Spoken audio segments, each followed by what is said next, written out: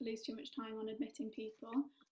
We're meant to be streaming on Facebook as well, so I'll just wait and check that that is happening.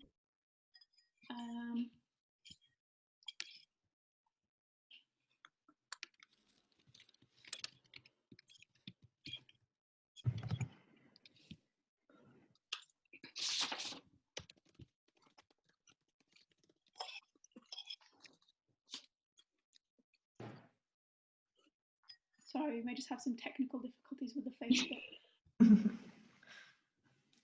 Hi, Nicola. Hey, how are you? Good, how are you? So Nicola and I are in the same writing group. So always nice to see your face. I know, I haven't seen you forever. No.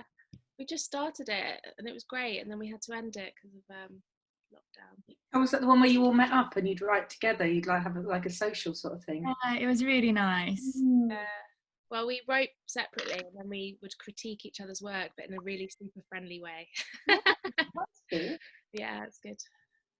Loved it. How are you doing, Diyora? I'm well, thank you. As well as you could be. Right, so I think we're now streaming. So could we start off just having some introductions, just going through everyone, just who you are, how you got into freelancing, and what you tend to write. I should say as well, I'm Fionn. Hi, I'm going to host this along with Neve. We're a part of Empoword Journalism, as you can probably tell. So firstly, Diyora is the first person I could see. So could you go first? Just say a bit about yourself and your kind of freelancing journey. Sure. Hello, everyone. So my name is Diyora Shadijanova. I am a multimedia journalist, currently freelancing as a features and opinions writer, but also a podcast host and interviewer. How did I get into freelancing? Well, I guess maybe the question is more, how did I get into journalism? And I started off with student journalism at uni. I was writing for the Tab at uni, and then I got a job there when I graduated, and I worked there for 2.5 years. And then after a lot of thinking, I decided to go freelance to have a better kind of a use of my time and make sure that my skills are being used to their full potential, rather than just kind of churning out content as a lot of media companies want you to do. So that's how I ended up freelancing. Great, thanks. Jenny, you're next on my screen. Would you mind going next? Oh, sure, yeah. So I call myself a lifestyle journalist, but I niche into health and well-being, mental health, and also a lot more these days writing about small business, careers and freelance life. And that's all tied to, I have a well-being platform and podcast called Freelance Feels, which is all about mental health for us freelancers. I got into freelancing. This is actually the 3rd time I've gone freelancing. So I always say that it's like we dated, but now we're like committed, me and freelancing. The first 2 times it was because I just didn't like my job. I was working on real life magazines and I wasn't enjoying it. And back then, sort of mid 2000s, you could do shifts. So I just did shifts back to back as a freelancer for years. Like everyone booked you even for a week. You know, it was quite different in that respect. And then the 3rd time I got made redundant from a newspaper features desk job in April 2017. And I'd kept freelancing on the side. I was very lucky that they'd let me keep writing things. So I'd be writing at the paper and then I might do something for Grazia or I might do something for a website. So I just thought, right, I'll just go back to freelancing. And that's when I started doing more digital stuff, because I realised that obviously just being in print wasn't going to take me forward enough. So I sort of branched into digital then as well, but all under the banner of lifestyle, as we like to call it. Thanks. And Nicola, you're next on the screen. Would you mind going next? Yeah. So I'm Nicola Slawson. I'm a freelance journalist. I'm based in Shropshire, but that's a very new thing. I was in London before. I began my journalism career at Positive News 7 years ago, and then I did an MA. I got awarded the Scott Trust bursary, so I went to City University, and then did about 8 weeks at The Guardian, and just decided that my career what I was going to do after my MA was just hang around the Guardian until they gave me a job. And it worked in the extent that I got shifts. So I got a lot of shifts and I got a lot of freelance work. And then I did that for 3.5 years. I was basically full-time at the Guardian. I did a few other bits and bobs, and including being like the London correspondent for a magazine in America, which was random. And then I decided to get a staff job. So I did that for 15 months, but at HuffPost, and it was great in many ways. But I just realised pretty soon into it, in fact, about 2 months into the actual contract, that actually I really missed being freelance. I missed the hustle, I missed the variety, and I missed like pushing myself to do bigger and better things. It's a bit harder in a staff job because you have to do what the editor needs you to do. And so I went freelance again in September last year. And then I also work part-time for PressPad, which is an award-winning social enterprise. And I am the founder of a newsletter called The Single Supplement. So I think that's it. I mean, I do other things as well. I do like life writing workshops with a friend, Tiffany, and I do, what else do I do? Other stuff. I'm writing a book. There you go. That's the other thing. That's very exciting. Yeah. Emmy, could you go next? Yeah, absolutely. So my name is Emmy Harrison-West. I am based in London, currently in Newcastle, my hometown right now. I am a full-time staff member for TI Media, which has now been taken over by Future. So I'm the commission editor for Real Life Women's Weeklies. So I look after Chat Magazine, Woman's Own and Woman Magazine. I've often worked with Jenny and seen her around a few times as well, when she's been shifting with me.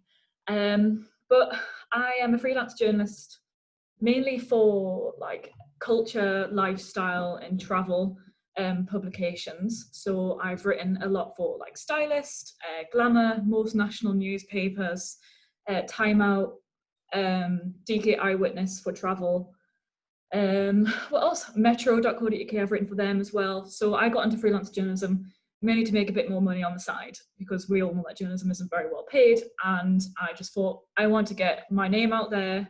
And I noticed that there was quite a gap in the market for northern overweight women like me. So I just kind of wanted to write about women's rights, wanted to write about weight. So I've written about everything from depression to period sex, being in a mixed weight relationship, about jealousy amongst women. So just kind of all those things that people are like a bit scared to talk about. That's always what I've wanted to do. I think about the person I was maybe 10, 15 years ago and what I would have wanted to write. So yeah, that's what I strive to do now, and hopefully it helps people out. That's always what I've wanted to do. But yeah, it's great fun. Great. So one of the kind of main things that people have mentioned to us in the run up to this is sort of that there are good sides and there are bad sides to freelancing. So the next question we'd like to ask you is, what are your favourite and least favourite things about being freelance?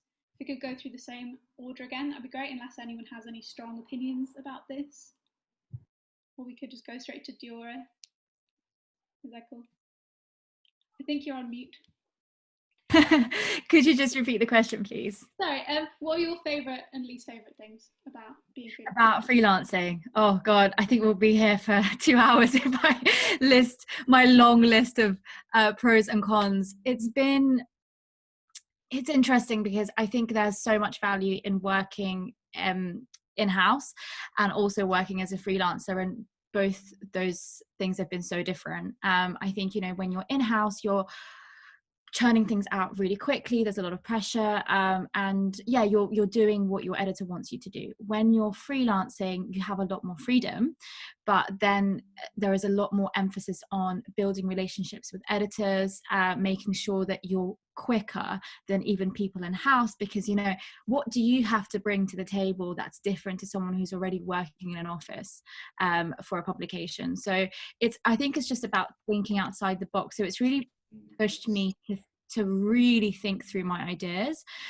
When I was working for the Tab, you know, I just say something like, oh, I saw this thing this morning, I want to write something about this, and it would be very brief, like, you know, just a really like a small summary of what I wanted to write. Whereas now when I'm pitching to an editor, I really go into what the story is, you know, why is this different? Why is this unique to something else someone's written, and kind of like who would I speak to, and just really lay out and structure the work that I do. So it's made me, so I guess the pros are that it's just made me really think about what it is that I'm trying to achieve with my journalism. And I guess when you are self-employed and you are in control of your own time, you want to make sure that you're utilizing your skills to the best of your ability, but also learning from other people. The cons, I think it's a double-edged sword. You think, oh, you have all this free time. Well, it depends, because you might have free time because there's no work, and but if there's lots of really cool opportunities that are coming up, it can be really hard to say no. So it's about those boundaries, and how do you set your boundaries? How do you make sure that you're not working on the weekends? Because it's so easy to, right? If you have like loads of deadlines coming up in a short period of time, sometimes I am up at 5 a.m, just finishing drafts and doing stuff last minute. I hate to say it that that's the case, because when I was at uni and handing in assignments like a minute before the deadline, I was like, never again. And this has now just turned into my full-time career. So I guess like that's the con. And I think it can be really tricky as well, like if you've got an idea that you really back and you think, wow, I'm on to a winner here, and then you'll pitch it somewhere and it might just not get seen by an editor, for so many different reasons. Or if it gets kind of written in a similar way by someone in-house and you're like, that is suspiciously similar to what I just pitched. So yeah, but I think the cons outweigh the pros for me. The pros outweigh the cons for me. Freudian slip. Jenny, do you have any thoughts on that? Yeah, it's funny, I like the slip there, because it is actually, when I was doing my little list in my head about response to this, you do sort of, I think we can be prone as freelancers to always leaning to the cons. I guess it's like anything in life, isn't it? You're often more down on yourself about things than you are up about things. And it was really nice actually to think of some of the pros more.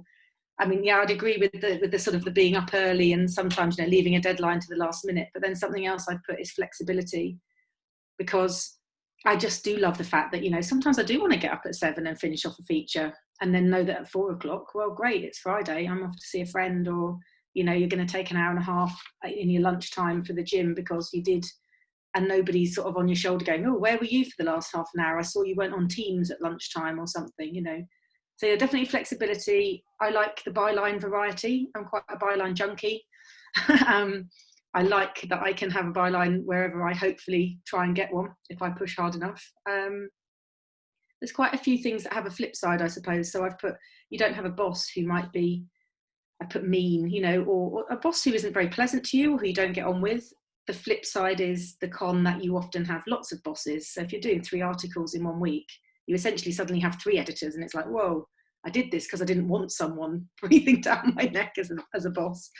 I'd also say juggling your finances, because that is a big, quite a con for me, probably one of my least favourite things, but something I've really taken myself to task on, because I know that when I know what's happening with the money side of things, I'm much more balanced with my mental health. And then the other one that's a flip is community/isolation. So there's just so many places now that you can connect with other freelancers that just didn't exist when I started freelancing. Facebook groups, people who write newsletters, people who speak and will interact with you on social media. So that sense of community is wonderful now. But I guess the flip side is isolation, because a lot of us are working from home. A lot of us have been working from home, living alone in lockdown. So yeah, there's that flip of community. I've got some notes for a later question about some Facebook groups for people that they can look up and stuff. So I'll share those later as well for anyone that's interested. Thank you very much. Nicola? So I'm always raving about being freelance. I'm such a massive advocate for it, but I also appreciate that it's not for everyone, so I have to try and remember that when I speak about freelancing, because I'm like, just go freelance whenever my friends have got problems in their job. I'm like, it's great. But it definitely suits my personality. I'm sort of quite an up and down person. I get bored easily, and I struggle to work in a big newsroom as well because I get distracted really easily. So I'm actually waiting for a diagnosis for ADHD, which would explain an awful lot of things in my life. So so it suits me, my personality, and also another and also I'm quite entrepreneurial, so I like to see the money going up, and try and sort of challenge myself to earn more. And I think I'm quite entrepreneurial in that way. And I love the hustle. I love like meeting people and making that connection, and then pitching to them, and then saying yes. I get quite a thrill out of your pitch being successful when I actually pitch, because I actually rely quite a lot on editors coming to me asking me to do stuff because they know what kind of things I do. So those are pros. And also on the finance, I actually am much better with my money when I'm freelance. So when I'm in a staff job, I'm kind of like, oh, there's some more money coming in a few weeks' time, so I'll just spend all this money because I'm like, oh, I'm just getting paid soon. Whereas when I'm freelance, I know exactly what's coming in and out, and I'm much better at saving because I'm very aware that an invoice might be late, and so I need to be careful to make sure that I don't run out of money. So like I've always found that I'm much better with money when I'm freelance. I was actually really stressed in my staff job at HuffPost because I'm just would spend loads of money, and then also I was really bad at saving. So when I want to go on holiday as a freelancer, I just do extra work, just like try and get extra work. So that's how I afford things, which, you know, I definitely could be better with money. Anyway, cons is obviously finances as well, because you know, you don't know when you're going to get paid. It can be quite stressful. I actually haven't had too much of a problem with really late invoices. I know some people have gone like 6 months and stuff. I've been quite lucky, but still you don't know exactly when it's going to come in, which can be stressful. The other cons I would say were, I used to be not really have any sort of professional development, and so I felt kind of like I was just flailing around, like not really developing or improving. So this time around I've worked quite hard to sort of set myself goals and do professional development. So I've done a few courses like the Newsflash course, which I did with Jenny actually, and I've set myself like challenges. So this year was about public speaking actually, which I wrote about on my Instagram account yesterday, and I've been on Jenny's podcast actually, so there you go. So it's a small world. That's the other thing with freelancers, you know, everyone knows each other. But yeah, cons, if you don't get feedback on a pitch, you can feel a bit like you have to try not to let it affect your, like, how you view yourself and whether you think you're a bad journalist, because it can be hard when you're not with other people to go, good idea. But generally I just love being freelance. And the other plus point for me was that I was able to leave London. So one of the reasons I went freelance when I did was to get ready to leave London, and that's what I've done. So I'm trying to prove that you don't have to be in London to be a successful freelance journalist. So hopefully I'm right about that. That's great, because I know a lot of people in the group are trying to like turn to freelancing now when we're all stuck at home. So knowing you can be in London is a very, very good thing. Can I jump on the back of what Nicola said? Like, that's actually one of the main reasons I went freelance, is because I felt so claustrophobic in like just a full-time 9 to 6 reporting to an editor, having to turn up in an office each day. Like, it got to a point where I just hated the commute. I hated going to a place that I was just doing the same thing each day, and I knew that going freelance means that so much with what I do, I can just get on a plane. I mean, this was before the pandemic, but you know, I can get on a plane, go somewhere and just write from abroad. Like, that's possible, right? And how amazing is that freedom? Of course there are, you know, cons to that, and there are also massive privileges in doing that, but I guess it just gives you that sense of freedom that it can definitely be a blessing and a curse.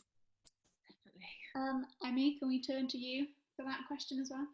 Yeah, absolutely. So a lot of it has been covered. I think the main thing about when I freelance, when I have the time to, is that when you're in an office job, everyone feels like they're on the same level. You know where everyone stands, you know, usually how much money they're making or kind of what their relationships are with people. But I found mainly in freelancing that I compare myself to so many, usually women, and I try to think, oh God, why didn't I get that piece in that magazine? Or why haven't I got that many Twitter followers? It's that's one of my biggest qualms, is like comparing myself to so many other people.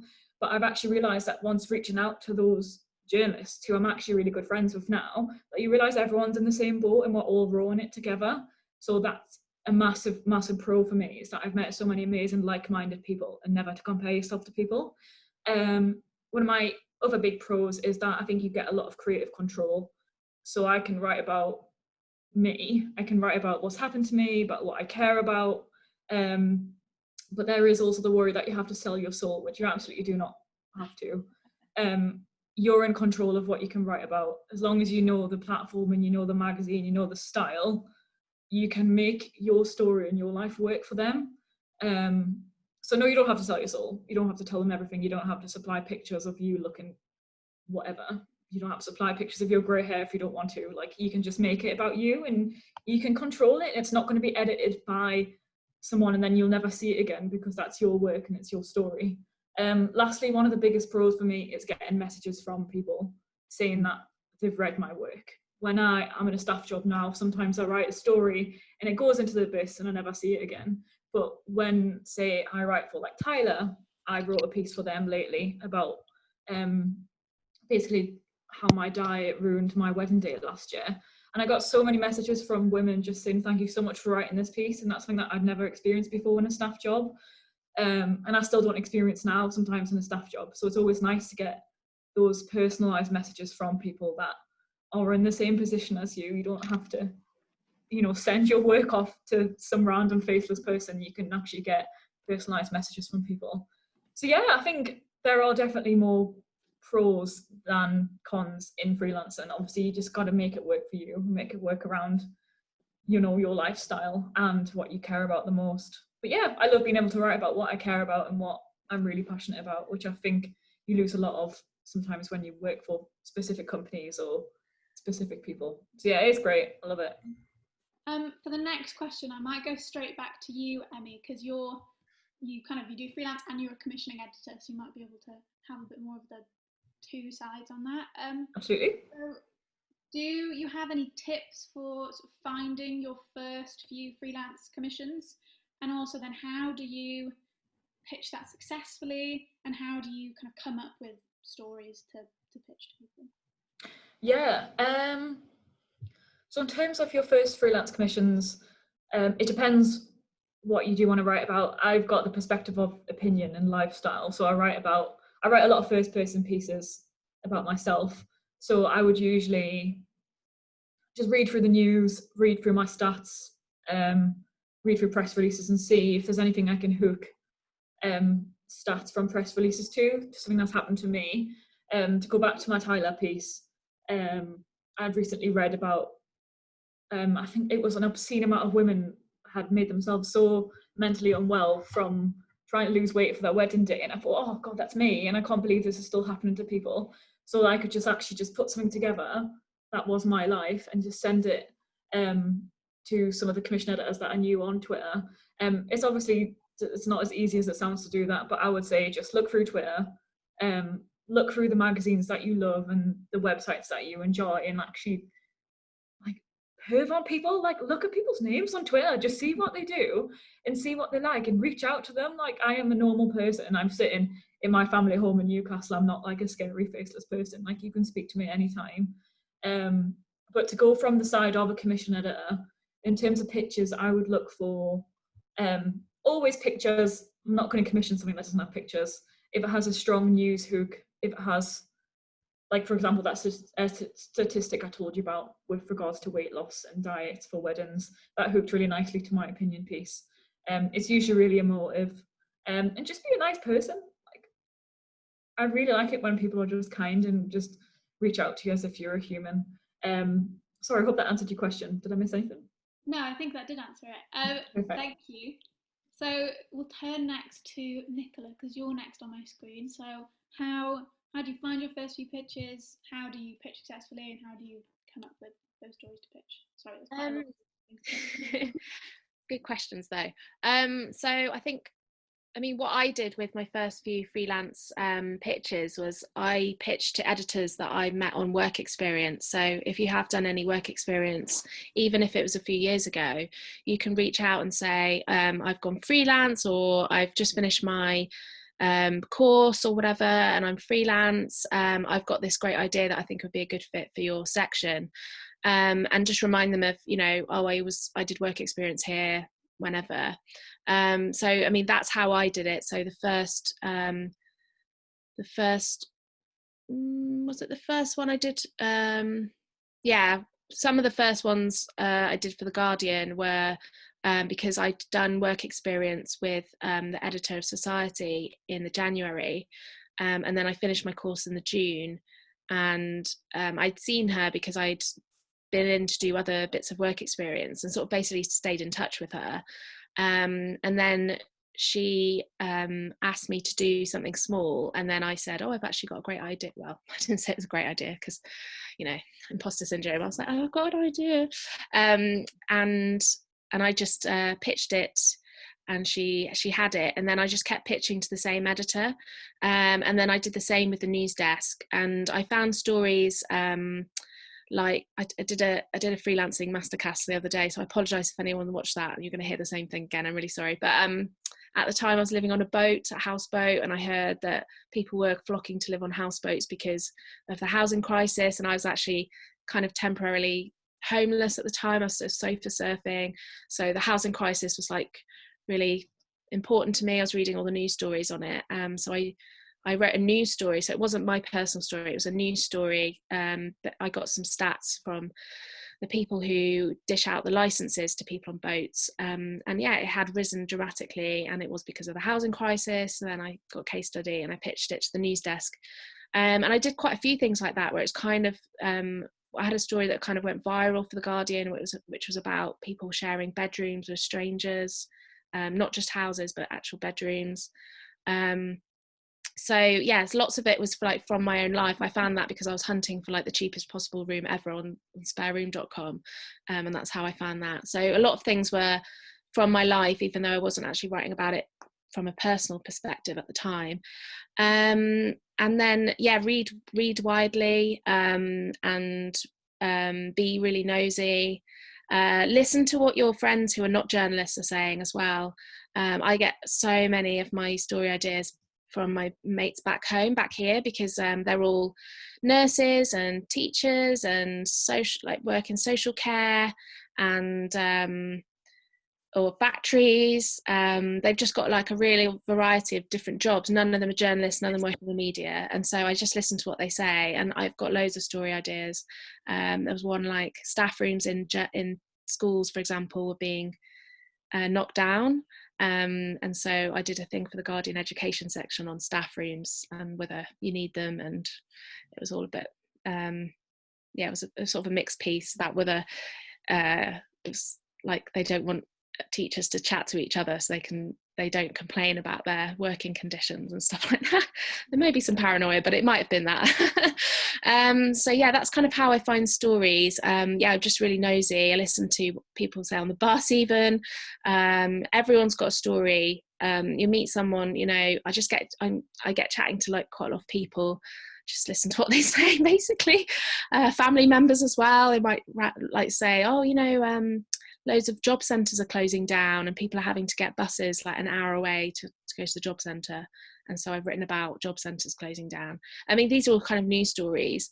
And I pitch them by just emailing. I always put like a headline. I imagine what they would choose as the headline if they were actually publishing the story, so that they can imagine it in their section. And then I usually the first paragraph I write as if I'm actually writing the article to really hook them in. Then the next paragraph I explain what I want to write about and who I'm going to interview or whatever. And then the final paragraph I explain why who I am and basically why me. So for example, because I'm now writing quite a lot about single women, now I can say I should be the one to write this because I'm like a spokesperson for single women. I don't think I am a spokesperson, but you know, an expert as well. Like, can you be an expert in being single? I've been single for 7 years, so I think I can say that. So yeah, that's how I do that.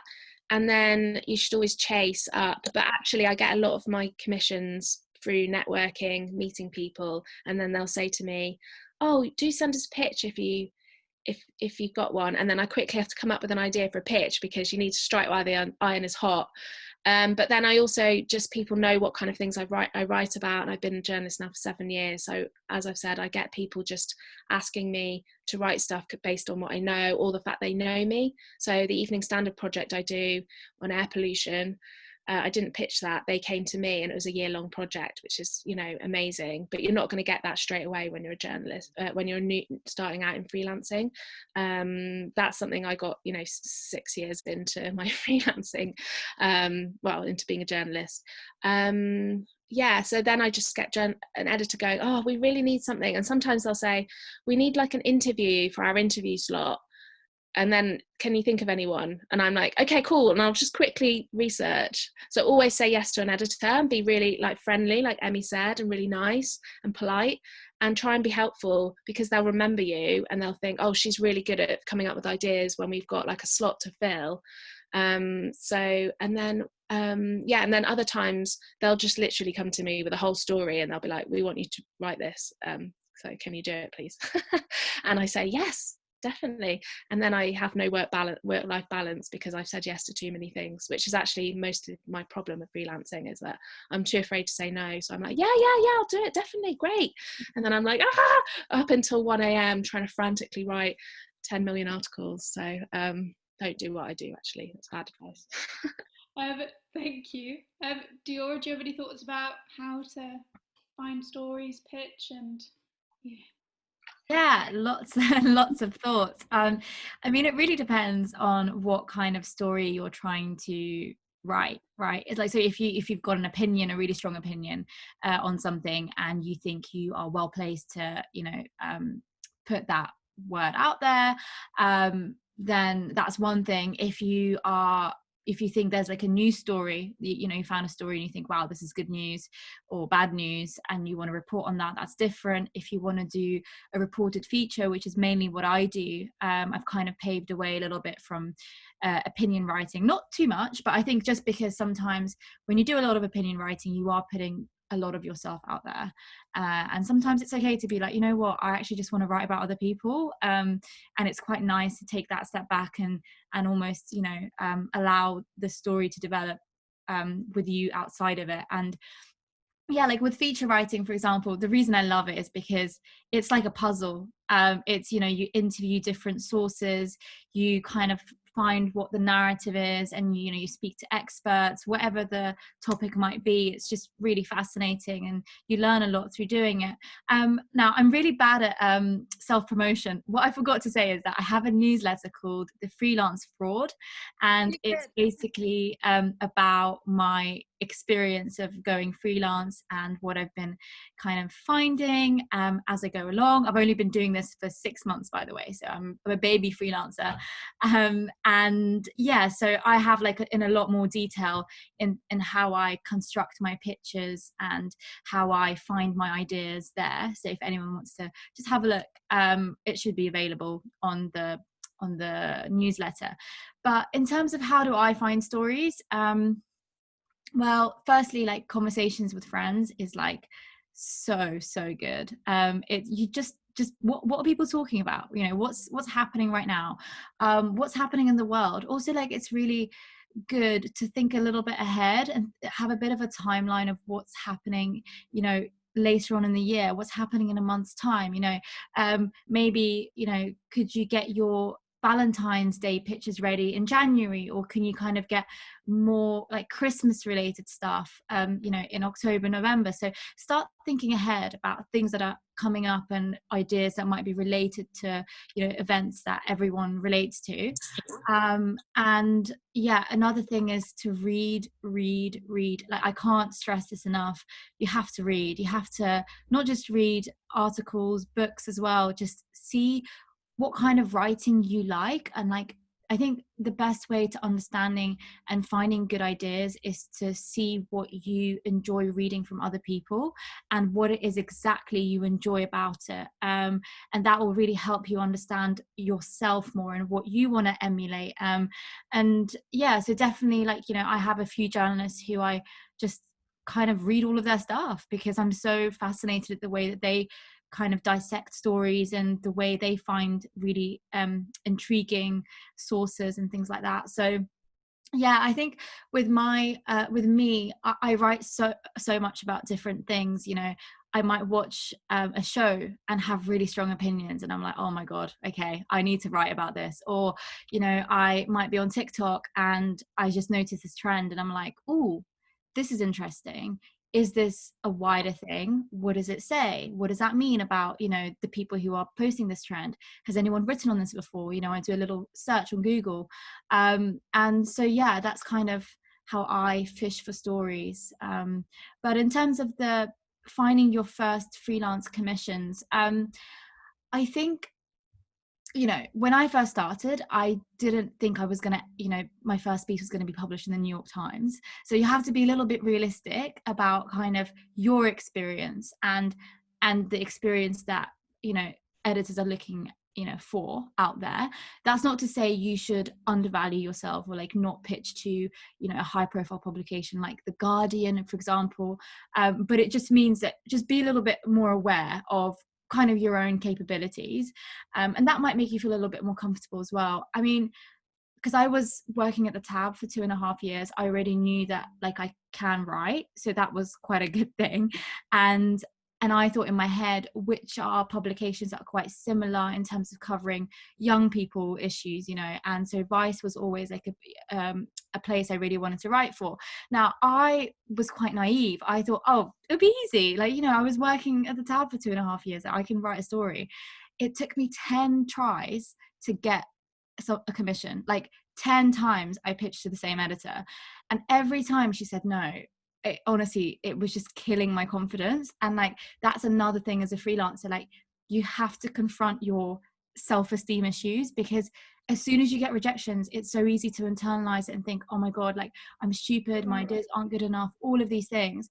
But once I got through that one idea, it was great, because I then understood what it is that they were looking for. And good editors will also give you really good feedback and explain why they're not looking for what you just pitched. So yeah, and so I just want to be really upfront and honest about the fact that you're not going to get things in from your first try, but the importance is to be persistent and to understand what it is that the publication you love reading and want to pitch for actually is looking for, you know.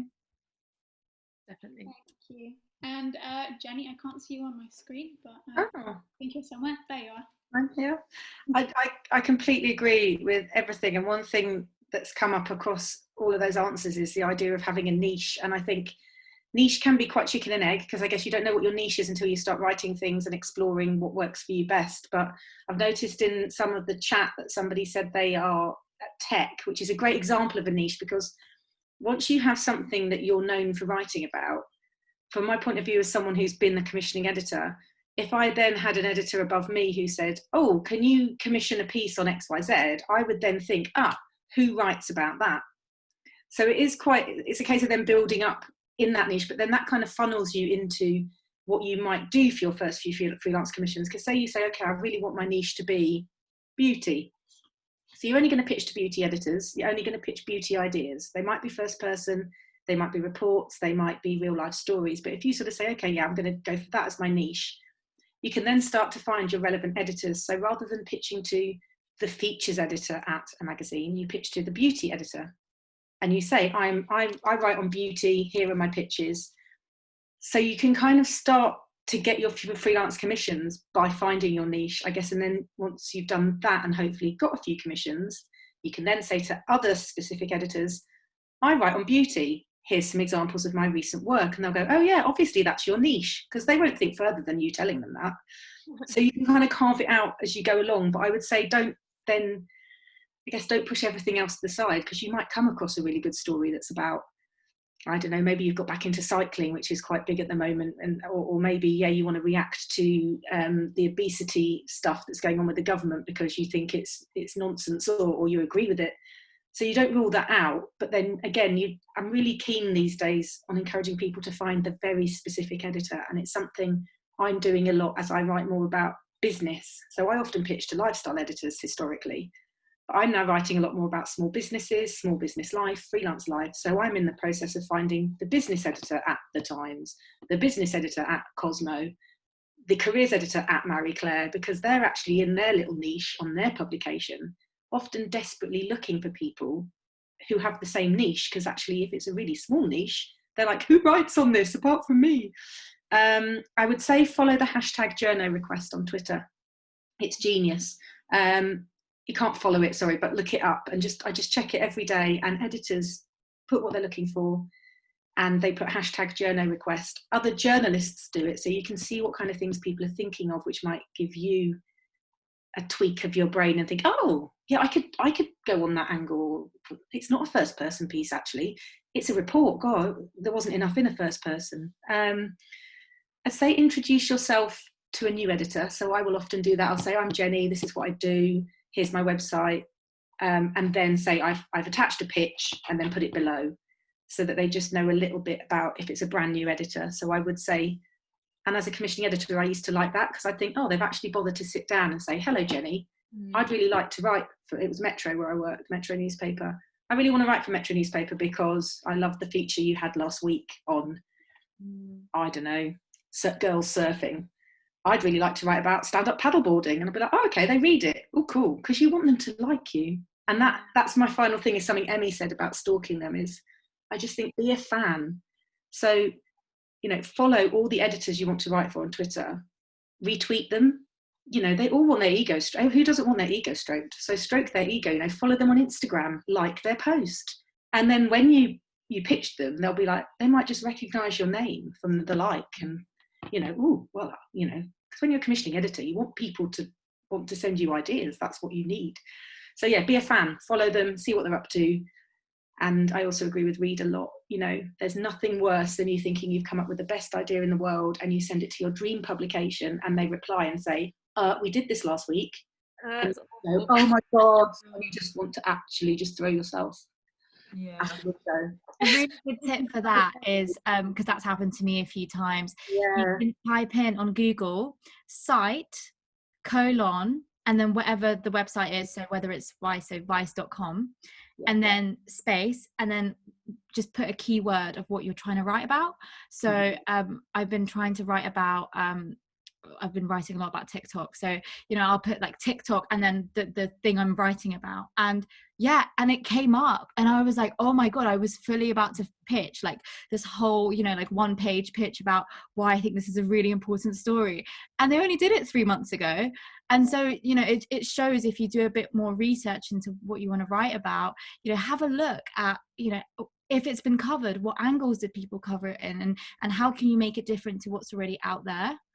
Sorry, I just had to jump on no, that. It's so true, because that's the other thing, is often you'll see that they've done it and you'll think, oh, they've done it, and you think, well, have they done it your way? And, they might have done a report. And I was like, oh my God, I was fully about to pitch like this whole 1-page pitch about a really important story, and they only did it 3 months. Can anyone hear that?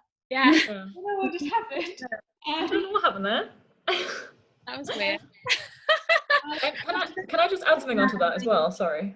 You don't have to read like you don't have to get, if you don't want to buy Grazia every week because you're on a budget, or you forget, or you've been in lockdown. But yeah, if you're going to pitch to Grazia, just do a quick scan of what they've done the last few weeks, just to double check they haven't touched on it. There's an app called Readly, which some people subscribe to. I'm doing a trial on it because I haven't used it before, but it's all the newspaper. I think it's all the magazines in one place digitally. So quite good. I'll put a link into that, and I'll put a link into a place called Sicilian Media Moves, which used to be called Gorkana, where lots of people say, I'm the new editor at so-and-so. It's invaluable for new contacts. I would say as well, like, don't be scared to tell commission editors what you feel that they're missing. Like, that's something that I always like to hear as a commission editor. I think people are like, well, I've got this idea for you and I've seen that maybe you haven't done it this way or you've done it a similar way, but I feel like you're missing it in this angle. Like, I write a lot about mental health and lifestyle in plus size women in general. And I pitched to like a cycling magazine and I realized that they'd actually never had a plus size female writer before. So I just thought, well, I've noticed from your website or from your page that you've never had someone talk about this very important issue. What about me? Like, don't sell yourself short and just say, well, I could write about this. This is why. Give them your portfolio, give them links to your work. And yeah, don't be afraid to tell them that they're missing out on something, because I'm very well aware that I'm missing out on things in my magazines too. And sometimes I just need someone to tell me that they're great at writing it and that they've got a really interesting idea. And I'm always up for collaborating with new people and new ideas. So yeah, don't sell yourself short and tell them what they're missing. Sure. Yeah, thank you. We've just had Grace has just joined the call as well, who is our 5th panelist. So if Grace can hear me, would you mind just introducing yourself a bit and saying how you got into freelancing? Yeah, sure. Hi everyone. Hi. I'm Grace Holliday. I am a freelance journalist, travel writer. I mainly do features and opinions and travel now, and I also do teaching and lecturing and things in education as well. I became freelance 5 years ago, a couple of weeks back, but I worked in B2B publishing before that, but my time of actual freelancing has been 5 years now. And yeah, I've been doing things, press trip arranging things this morning, but I've had this on, the last 15 minutes of it on in the background, so I've heard some of the amazing advice that's been given already. So yeah, hopefully I can add something new, maybe not. Thank you. We've just got one more question before we go to audience questions, and it's a bit about the kind of work-life balance, mental health side of things, and how do you deal with imposter syndrome within freelancing and feeling like your ideas aren't necessarily unique, and how do you try to carve out some form of separation between your work and your life, if at all, if it's possible? I can see Nicola here. Would you mind going first? Yeah, that's fine. I actually had really bad imposter syndrome about a year into working at The Guardian, or maybe it was a bit longer. So I'd gone off to a really good start. I was pitching all the time, left, right and centre. I was getting bylines, I was doing shifts. I was like, this is the best. They're definitely going to give me a job as soon as possible. I applied for a job, got shortlisted for a health reporter job that I was told was quite junior. The interview was the most stressful experience of my life, which is a whole other story. The editor was lying down in the interview. Anyway, that's a story I'll tell you all in the pub one day. So I was off to this flying start. Somebody said to me at the Christmas party, everyone's talking about you, you're like the hot new journalist or something like that. And honestly, as soon as he said that, it was like, he was like, don't give up, keep pitching, keep going. And I was like, and suddenly it felt like pressure, and I think that was part of it. I just sort of couldn't handle that idea, and also, like, every job I went for, the job got cancelled. So I was in The Guardian all the time, but I couldn't get a job there. And at the time I was really fixated on getting a permanent contract at The Guardian. And it was when there was like a big hiring freeze and loads of redundancies. So it was like the worst possible time ever to try and get in, because no one was getting in. And that led to quite bad imposter syndrome. And obviously as a freelance journalist, you've got to keep pitching, you've got to keep hustling, keep speaking to editors, doing all the networking stuff. And I just got this really bad imposter syndrome, and I just suddenly couldn't pitch. I couldn't, even on a news shift where I was the only reporter, I felt like sweaty when I had to like go up to the editor with an idea. And I I ended up becoming like basically a self-fulfilling prophecy, because I thought I was shit, and so therefore I was shit because I couldn't come up with ideas. And if you're not coming up with ideas, then you're not a good journalist, really.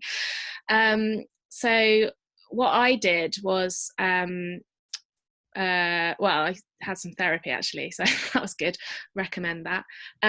But also I just changed things. That's actually when I went to go and work for HuffPost, because I was just like, you know what, I need a change of scenery.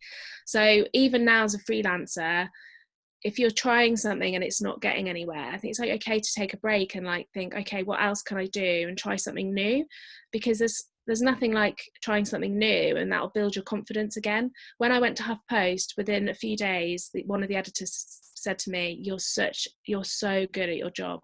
Actually, she wrote it on Slack and I screenshot it. So yeah, save all your praise. So I've got a friend who has like an email thing on, and she saves all her praise. I've saved stuff on like Google Drive to go and have a look at. When I was feeling really down and really awful, it was like just before I left The Guardian to go to HuffPost.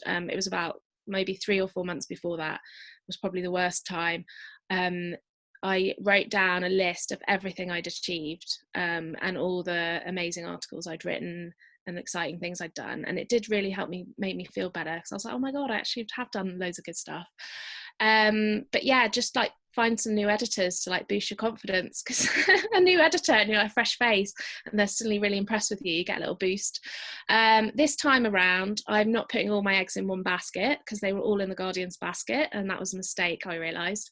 This time I've got my eggs in, you know, my fingers in loads of pies, and that's really good, because you know, it keeps the variety, but it also helps me, because I feel like if you only pitch to one place, that can affect you, because if, you know, at The Guardian now, for example, there loads of people are losing their jobs, so it's not the best time to be only working for one publication if there's, you know, lots of uncertainty at the moment. So and yeah, just I think with the work-life balance as well, I was so obsessed with The Guardian that it was my identity to say I was a Guardian journalist, and it was where my self-worth came from, to say I was a Guardian journalist. And even when I went to HuffPost, I used to say I work for HuffPost. I used to work for The Guardian.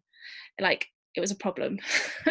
And I actually had this coaching session where they looked at like sort of burnout, and it was like, if your identity and your work have crossed over so much that you're just throwing yourself into it, that's when burnout can often happen, because it's all about your identity and your self-worth and where you get your value from. And if you start to value yourself as a person aside from work and think about all the things that you can offer, then you won't have such bad problems like I did, basically. That's a really long thing that I just answered.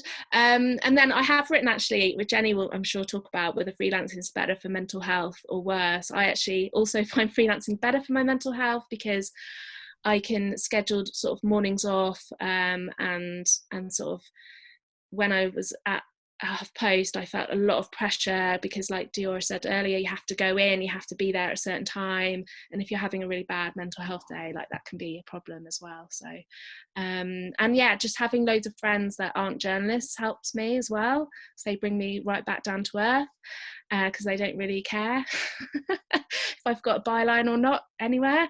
But then also having freelance journalist friends who can totally get exactly what you're saying, and you can moan to them on a WhatsApp group or a Slack channel or a Facebook group, and they know exactly where you're coming from and how bad it sometimes feels when you get rejected.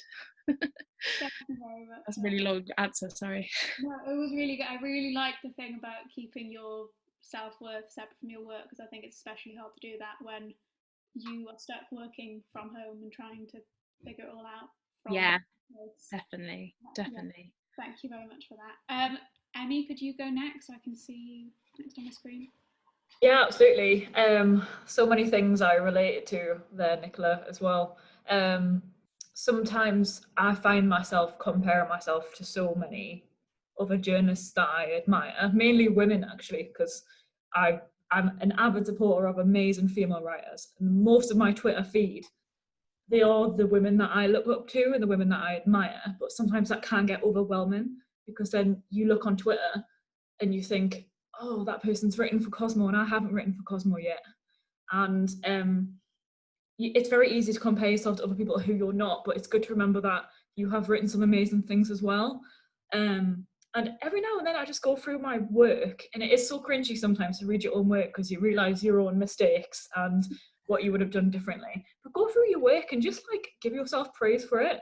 They always say that an artist is his own worst critic, and it's okay to criticise your work, but realise that you did get commissioned for that and someone actually really related to it. But sometimes I think you should take yourself off Twitter, take yourself off social media, just have a break from it, because it's just a constant stream of success, which is amazing.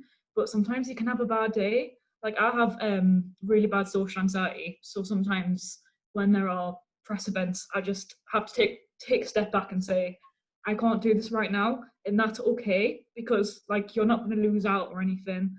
You need to put yourself first, which I think is really, really difficult to do when you're freelancing sometimes, because you're always comparing yourself to people and you're always almost jealous of people and thinking about the next place to be and the next place to do. And lastly, I would say, like, just ask your friends about how you're doing. Just have a check-in with your friends.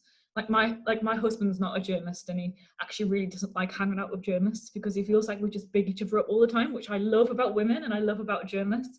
But he's a maths person, he's a numbers boy. So talk to yourself about yourself, and just say, what did you think of this piece? Like, did you like it? Or how do you think I'm doing right now? If your friend and your best friend came to you and said, oh, I'm really struggling, I don't know what to do, then you would tell them what to do next, and you tell them that they are amazing and they should continue doing what they're doing. So don't feel scared to reach out to your biggest fans, but you should be your biggest fan first, which is what I've always been taught. So yeah, it's very, very easy to get stuck in your own head, but just recognize when you need to take a break. And I always tell myself, it's temporary, it'll pass, it's fine. I'm gonna go have a shower and like a cup of tea, and all the best ideas come in the shower. Have you noticed? Like, it's literally always in the shower or when I'm on the toilet. So just go and have some Keep a pen in the loo. That is the yeah. Literally. Mine's when I'm washing up.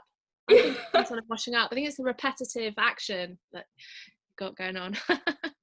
I love it. Sometimes I just go and sit down on the toilet without my phone, and I go, oh God, that's such a good idea. And I'm like, I don't know what to do. So take a notebook everywhere. That's what I've noticed. That is great advice. Thank you. I think a lot of people can relate to the stuff about like comparing on Twitter. I've seen a lot. Ironically, I've seen a lot on Twitter about that this week. Yeah. I guess it's good that people are starting to talk about it. So thank you. Grace, would you be all right to talk a bit about this next? I can see you there. Yeah, sure. I'm making notes as I go along because I don't want to ramble, because I'm bad for rambling. So I'll try my best not to ramble, which ironically I'm doing right now. So yeah, mental health, I actually find being a freelancer is much better for me than being freelance is much better for my mental health than working in an office. I didn't like the commute. I didn't like getting up at 7 o'clock in the dark and having to get dressed in the dark. I didn't like being told what hours I had to work. So actually, for some people, being freelance will be bad for their mental health, whereas for me, it's actively very, very good for me. And like what Nicola was saying, it's good for when I'm just a bit overwhelmed or I'm exhausted or I've done too much work. I can just take a Wednesday afternoon off. That's amazing, and that's something that more employers should offer. You know, like I have this theory that if I ever run my own business, which probably won't happen, but maybe one day, I would have women get to have a few like period days off a month, and they don't have to explain it, but it can be related to their period and it can be related to something else or any kind of menstrual thing. Sorry if there's men here that's making you uncomfortable, but well, sorry, not sorry. And that the women would always have time that they can just take off an afternoon. You don't have to explain why. It doesn't matter what it is. Just go and take the afternoon off. So I try and apply that to myself as well. I used to have a teacher when I studied in America, and she used to call them mental health days, which is now quite a well-known term here, but that's how I've started thinking of them, is that sometimes I'm like, I'm gonna have a mental health day, I'm just gonna lie in bed for the day. And because I've been doing this for 5 years, I don't have to panic and go, oh, what if there's no more work? Like, there will be more work, there will be opportunities to work the next day or the next weekend. with regards to compliments thing, that's a really good idea. I should do that, but I don't, so I should probably get around to doing that. I think I did it a few years ago when I made a recommendations page on my website. So I sometimes scroll through that, but that's kind of like an alternative method to having a compliments folder. And then a friend, an actor friend, quite a successful actor friend, actually said to me once, don't look sideways, look up. And honestly, it stuck with me so much. And I say it to myself all the time now, whenever I see like somebody of a similar age to me who's like published their first book and is on like Forbes 30 under 30. And I'm like, oh God, I'm just going to die unsuccessful and miserable. I'm like, no, I'm not. Look up, don't look sideways. And what have I written here? Pinpoint what it is that bothers you. What did that mean? Yes, on social media, pinpoint what it is that bothers you. So for me, there's nothing wrong with her. I'm sure she is a lovely, lovely girl, but there is one woman who's a really successful journalist, and she's brought out a book, a series of books and publishing deals. And every time I see her, I feel absolutely diabolical about myself. And it's literally just one person. I don't have it with anybody else. And so I unfollowed her. I unfollowed her everywhere. And it's honestly, and I'm not going to name her, obviously, and it's nothing to do with her. It's about how she makes me feel about myself. So for me, something as simple as figuring out that it was that one woman and unfollowing her did wonders for me, because then people now talk about her and I'm like, oh, I've not heard about that. But it makes me happy that I've not heard about it, because can't bear. And one person, and I muted them as well recently. Oh my God, I would love to know off camera if it's the same person. I don't know if it's the same one.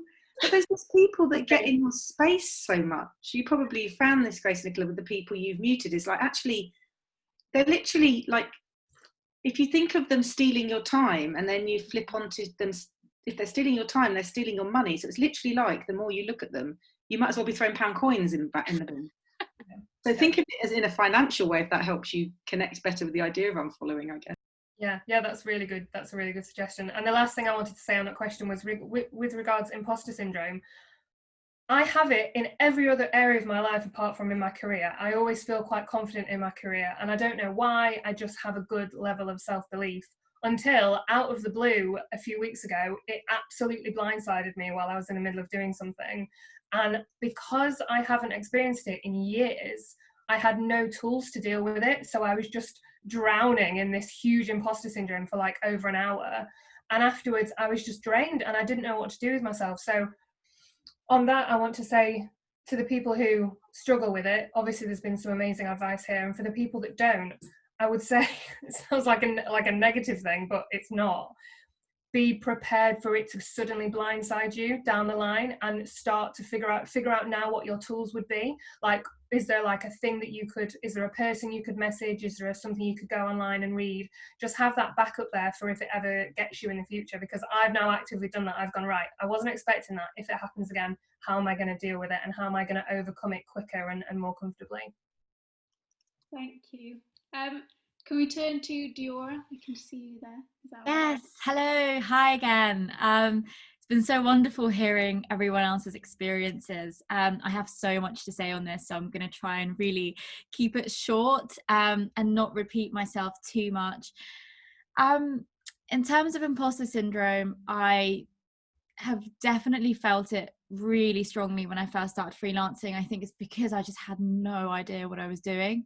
I didn't know how anything worked. I didn't know how to approach editors. I didn't know how to invoice people, all these like barriers that seem really threatening and scary. And how much should I be getting paid? What's a good rate? And all of these things actually that in the grand scheme of things feel like they shouldn't matter, but they do. And so I just felt like such a novice, and it was strange because I was coming from a place where I was fully employed for 3 years, and suddenly I was just like a baby. Like I just didn't know what to do. I also took on way too much in the beginning, and I think one piece of advice I'd give is just dip your toe in it. You don't need to kind of just dive straight in. Dip your toe in, see what works for you, what kind of things you want to write about. I remember there was one week where I had like 8 deadlines in 1 week. I don't know what I was thinking. I think I just didn't know at that time how to really use my time and how to how long it takes to do different things, because sometimes you'll accept a commission and actually it takes you way longer than you thought it would. You know, sometimes you can't find the right people to interview. Like, there's so many factors. You constantly feel like you're juggling everything. So, and I just remember a low moment was when one of my pieces got killed. Basically, the editor was like, "Hey, I'm really sorry. This isn't good enough." And oh my God, I literally just wanted to die. Like, it was horrible, but I completely agreed with her. Like, she gave me the reasons why she was killing the article, and I was like, yeah, let's kill it together because it's shit. Like, and so I think you have to sometimes look at yourself in the mirror and just think about what you're actually capable of. And that was a real turning point for me to think about really, like, you know, going for things that I know I'll be able to do in a time that I have. So that really helped with my actually imposter syndrome, because suddenly then I was doing stuff that I felt a bit more confident in. I think, okay, imposter syndrome is usually like a sign of low self-esteem issues, and issues actually not related to your career. So, you know, I've been in therapy for over a year, and it's something that's really, really helped me figure out what it is exactly that that's bothering me. You know, I saw someone say in the chat, you know, how do you build relationships with editors when I feel like I'm pestering them all the time? Okay, an editor's job is literally to have writers, a pool of writers that they go to. You are not bothering them. They're getting paid to do that. And so I think that's exactly the kind of thing that might actually stem from something like low self-esteem, and something you might have to look into outside of your work. And, you know, Nicola mentioned placing all your value into your career. Try not to do that, because, you know, a lot of us overachievers, perfectionists, that's what we do to feel valuable and feel like we are worthy of love, of, you know, validation, of affection, of happiness. But as soon as your work dries up, like, what, are you going to get depressed again? And I think that's something I've definitely struggled with in the pandemic. There was about 6 weeks where I had no work, and suddenly I was like, oh my God, what am I going to do with my life? I don't know what to do with myself. I was working nonstop for so long, and I was like, I've been wanting to learn to DJ for so long. So I just bought some decks and I just started learning to DJ, and it was so fun, and it was really good to switch off, and it allowed me to rest and recuperate. And I think with freelancing, the boundaries, as I said before, are so blurred. You really do have to set them, and remember to have fun, and remember that life is meant to be joyful, and your life is for living. You know, it's not about working all the time. And I have, you know, some younger freelancers or just younger journalists coming to me being like, hey, you know, do you think building a big brand on Twitter is important, or do you think having a big Instagram page that you're constantly online, you know, is that important to your journalistic career? And I just really, I mean, okay, of course I can sit here and be like, oh, it's not important. You know, I built a following from doing viral threads, and, you know, somehow 16,000 people follow me, and it's just hilarious, because most people now probably think it's because I'm like a successful journalist, and actually they don't know. Well, maybe that's also the true, but they don't know that I got so much following just from doing threads. But, you know, I try to, like, in the last couple of months, definitely I've been trying to stay offline a bit more, because it's just a lot, isn't it? And I just think you're trying to work, you're trying to, you know, do journalism, and you want to have to keep up with all the conversations happening online. It will just kill you. So I think regarding the personal brand thing, I think it's important to be on Twitter and Instagram just to see what the conversations are, but you don't need to focus all your energy, or even like a big part of your energy, to create this brand, because that's just so cynical. Like, you know, I'm not trying to do this to further my personal brand and get, you know, deals with brands to, you know, to promote on my Instagram page or Twitter. I'm doing it to, you know, I have a set of values and about, you know, basically, you know, amplifying marginalized voices and things like that. So I think you just have to think about your own values and why you've got into this space in the first place. But just have to also just add to the whole jealousy comparison thing. I think we have to be really, really honest about jealousy in this industry. And I think especially when we're heading towards a recession, already in a recession, there's going to be fallout.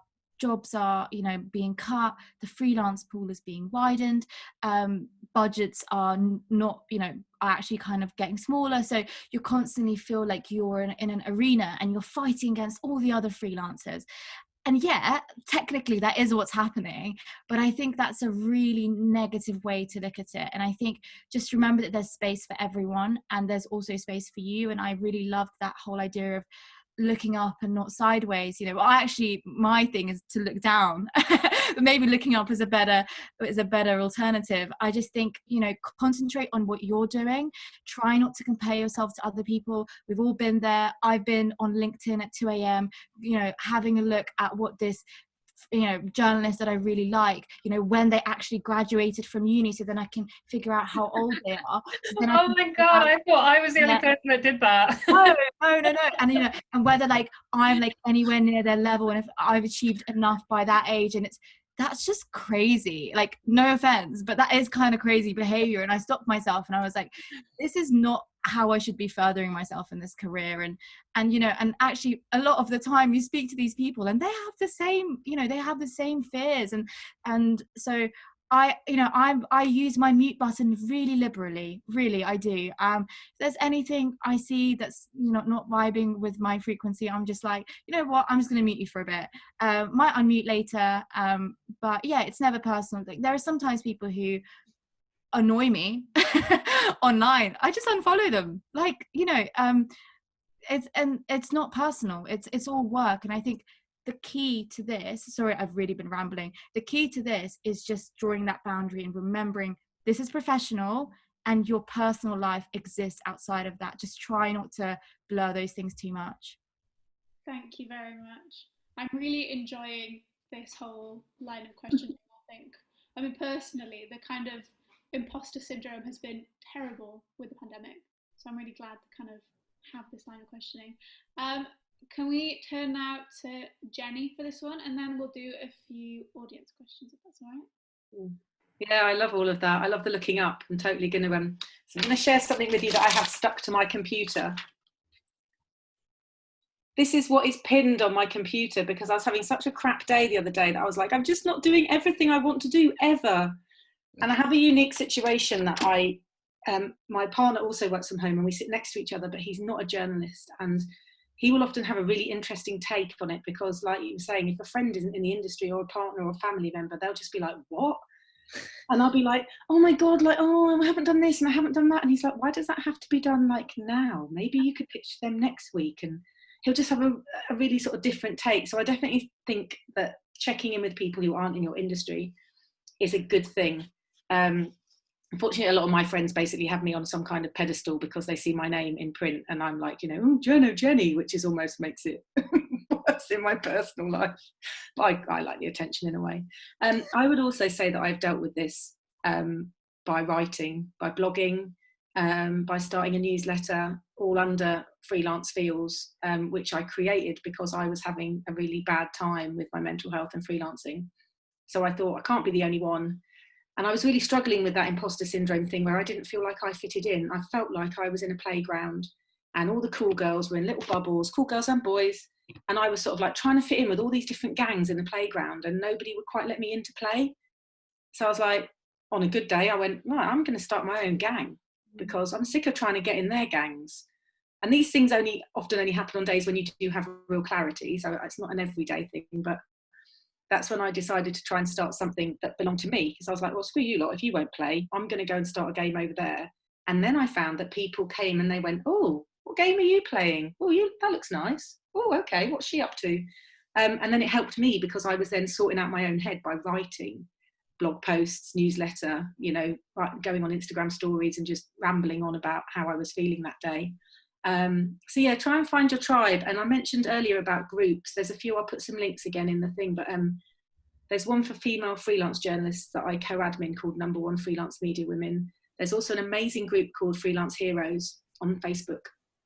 I think they'll only let you in if you're officially a freelance business person. So it depends what stage you're at, but that's worth looking at. There's another one called the Being Freelance Community.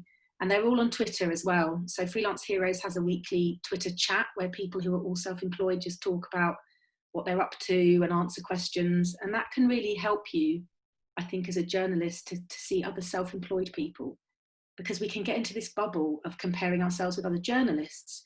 And actually, there's so many other freelance people out there who are nothing to do with media or copywriting, who are also facing the same challenges, and hearing their stories will, I think, help you find, it's really helped me find some balance. The other thing I have, which a friend, Rosie Mullender, who's a great journalist, told me about, is having a pitching spreadsheet. So down the left, you have your ideas. Along the top, you have the dates. And then I have a colour coding for whether it's been accepted, green, rejected, red, or I've given up on it, red, for example. But then you can look back on it. So when you're feeling like things aren't going right, you can look back on your pitching spreadsheet and be like, oh, hold on a minute. If you're having a day where you think, I never have any good ideas. Well, your pitching spreadsheet is tangible proof that you do have good ideas, and it will have green splodges on it when someone said, yes, I like your idea enough to pay you money for it. So it's like that thing that Nicola mentioned, where you have your successes in an email or your Google Drive to remind you. Having a spreadsheet of your pitches can sometimes help you look back and say, oh, hold on a minute. Well, I'm lying to myself if I think my ideas are rubbish because my spreadsheet says otherwise, hopefully. Thank you. I'm really sorry that we've only left like just over 10 minutes for audience questions, but I feel like this has been really useful. I hope everyone else does too. So I'm going to turn now to Neve, and she's collected some audience questions to ask. So we'll go to that now. Hello. I hope everyone can hear me. I think so. Yes, fantastic. So one of the questions that I have seen, and I did want to ask, it's one that I think we get on every single workshop. And if we talk about imposter syndrome, the biggest thing that I get worried about is not having a degree. So what is everyone's thoughts on how valuable the qualifications are? So whether that's a degree, a master's, NCTJ. I don't know who wants to start. I can say what I think. I don't have any formal qualifications.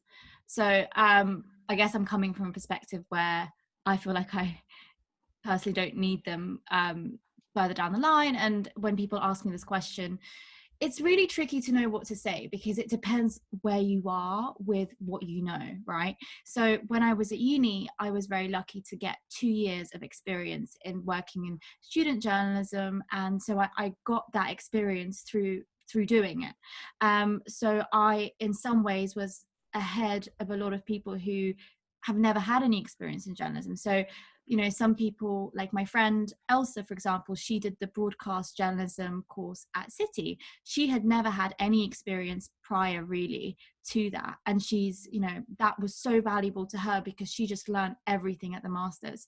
And, you know, it gave her amazing contacts straight away. She got lots of experience through doing that. But I personally was going to do my masters at City. I got on the digital journalism course and I got offered a job at the same time. And so for me, it was weird because I was like, okay, do I go for the job or do I go for the masters? Because I've already got the job offer, but will I learn more in the masters? And I ended up deciding to go for the job because I thought, you know what, I can always go back and do a master's, but this job opportunity isn't always going to be here. And I'm really glad that's a choice I made, because financially it also made sense. You know, I didn't end up paying for a master's, and it's very expensive to do that. But I also think that it's an incredible opportunity for people who might not have as much experience, but I really just don't think it's crucial.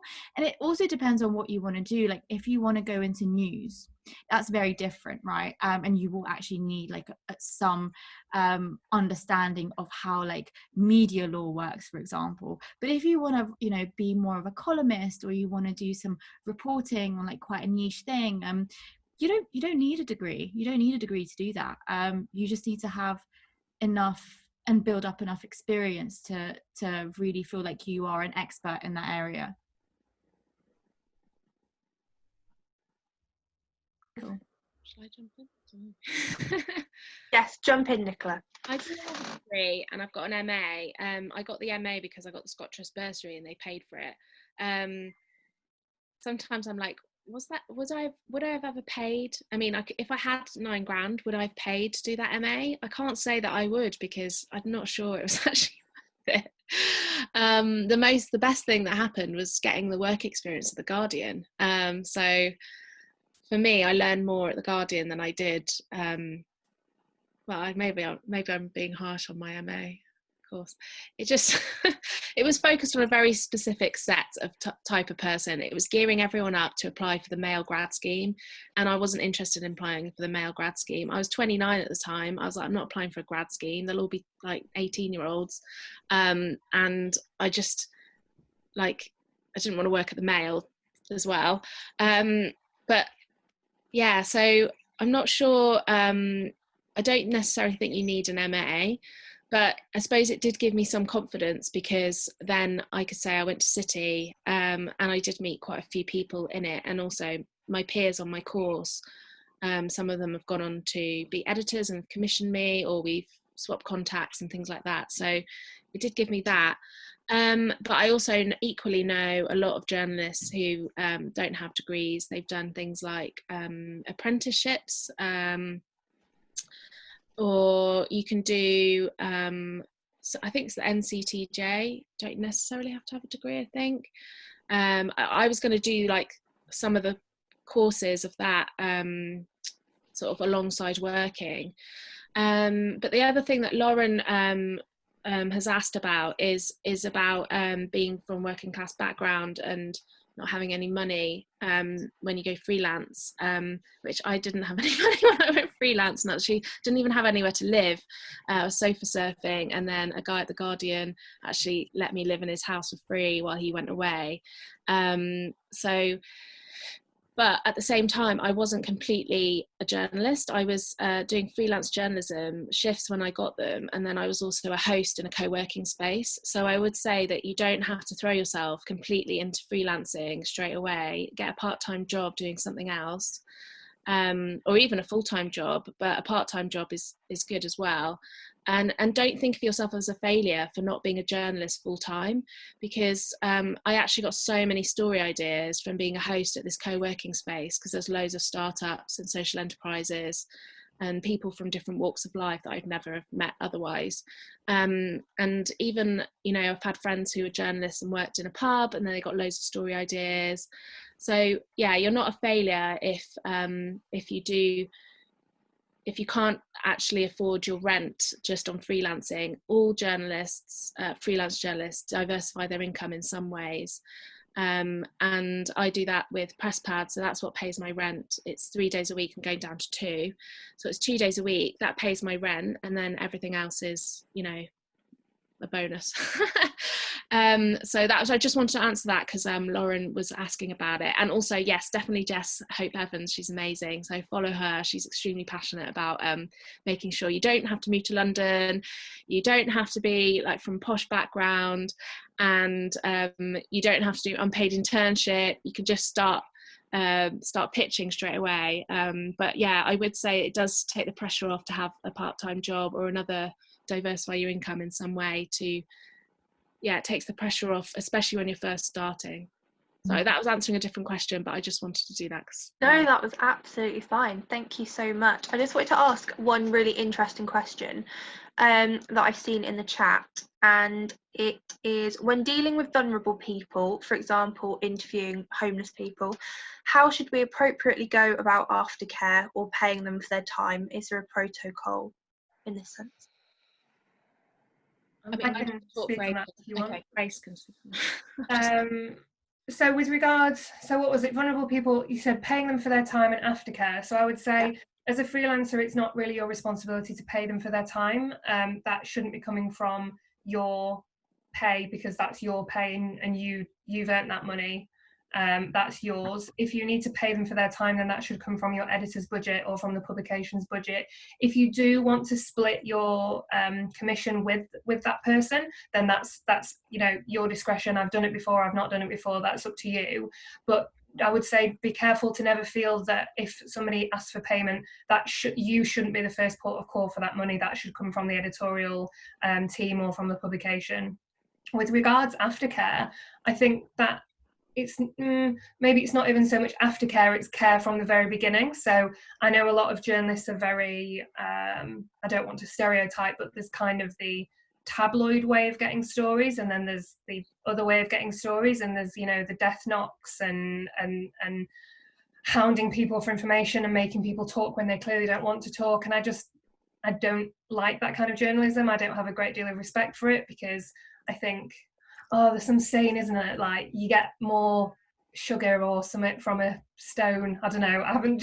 Does anyone know what I mean? There's like a saying about, like, you get something from a summit with you get better things from a person by being kind to them than by beating them over the head with a stick. I'm sure somebody out there knows it and is screaming at me, but I can't see you, sorry.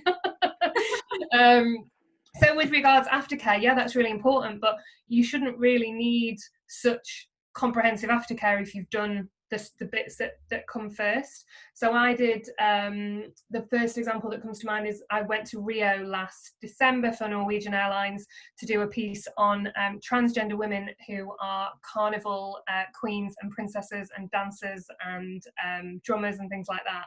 And that didn't need a bunch of aftercare, because I didn't put them in such a situation that they needed that aftercare afterwards, that they weren't traumatized. I would never, you don't ever want to traumatize somebody to a point that they need aftercare in that regard, just because you've got your job, just because you've got a commission. If that's what it takes to get what you need, then maybe that's not the kind of journalism, that's not ethical journalism.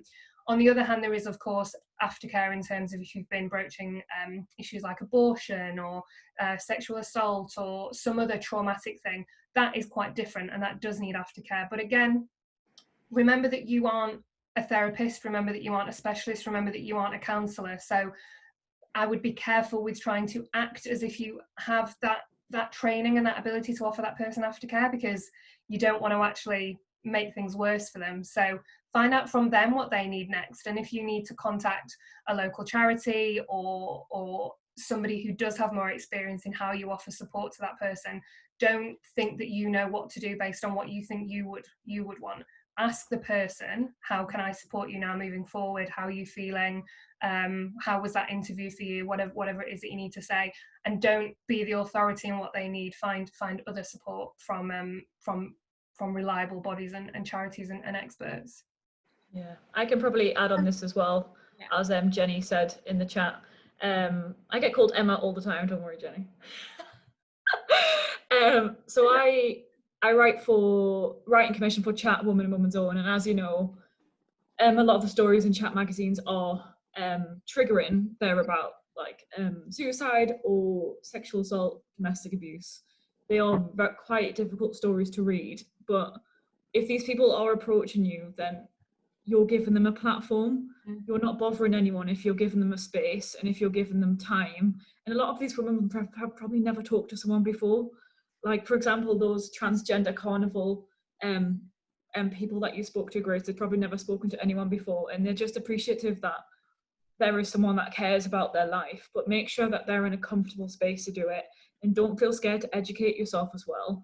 If you're speaking to someone who has an eating disorder, go and speak to like Beat. If you're worried about domestic abuse or for aftercare for someone, speak to Refuge, and just learn about these helplines, and just speak to someone as if you'd want to be spoken to as well. Some things are really difficult to talk about, and I've cried so much about so many stories that I've written, and it's okay to be emotional about these stories, because I do with them all the time, like every day, and it's really easy to get yourself wound up about it and upset, but it's okay to be upset. But at the end of the day, if someone wants to speak to you, you're giving them a platform, and you're raising awareness for these women that probably never ever talked to anyone about it before. So yeah, always be conscious of the ethical values behind why someone is telling their story. If they seem unwell, you need to direct them to the right people. Don't feel like you need to take responsibility for them. Really, you're just someone to speak to without becoming a therapist yourself. So yeah, just speak to as if you were speaking to your friends, as if you'd want to be spoken to. That's the best advice I would say. Something I would add to that, because I think that's such a good point, Emmy, about people want to tell their story. And also I get really, really, really angry when people slag off journalists and journalism and the media industry and say that it's really damaging, because actually the very last piece I did was on a man who was on lockdown in a hospital in Leeds with his son for 47 days while his son was having cancer treatment. After that piece came out, they were raising money to take the little boy, I think he's 4, called Ollie, to take him to America for some preventative treatment in the future. And because that piece came out, after it came out, I went on their fundraising page, and loads of people had been on saying, I read your story in The Guardian, because it went in the magazine and it went online. Here's £20, here's £10. And it's just one of hundreds of examples of when journalism can be a really wonderful thing and a really powerful thing. So I agree with everything you said there, Emmy. There are times when it's not your story to tell. There are times when you are pushing too hard and you need to stop. And there are also times when that person wants to tell the story. And if you give them the space and the support to tell it, then it can do wonderful things. The same with what you're saying there, Emmy, stories about domestic violence.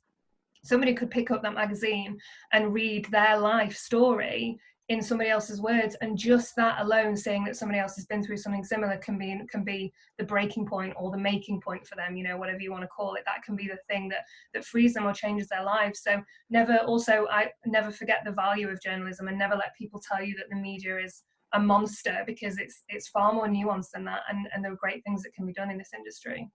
Absolutely. And I just jump in and say that as a freelancer, you should always as well check with your editor what the app publications does when it comes to vulnerable people. So for example, some publications don't really allow paying of sources. So The Guardian, for example, I used to write, I still do actually, but I used to write loads and loads of stories about really vulnerable people for the society section. And I'd go as far as say I was an expert now at interviewing vulnerable people.